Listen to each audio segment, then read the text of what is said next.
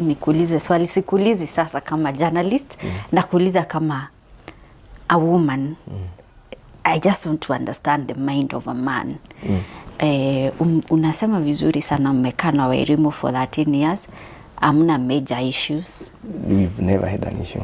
We've never had, isipokuwa of course the simple issues in marriage. But suddenly umeona msichana mwingine Florence. Unasema katika hali ya kikazi mtoto amekuja. Of course tunajua huyo mtoto wako kuja siku ya kwanza. Umekuwa na uhusiano. Kwa nini and you have a nice family back at home. And then kuna sasa huyo mwingine ameingia. What happens in the mind of a man? That one may not tell.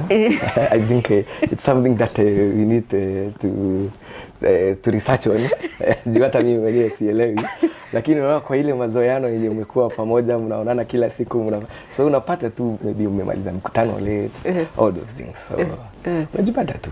Ni kusema upendi mkifanya, okay, wacha allow me to crucify you juu ni wewe uko hapa lakini when a man is cheating on his wife,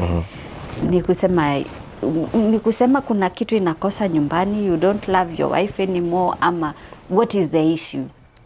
What is the issue? Not that you don't love the wife. I think it's something about men. It's something about us that I also don't understand. Unajikuta. Lakini yangu imefika mwisho. Yeah, because you have said enough. Enough is enough. So naomba nisijikute tena. Usijikute huko tena. Okay.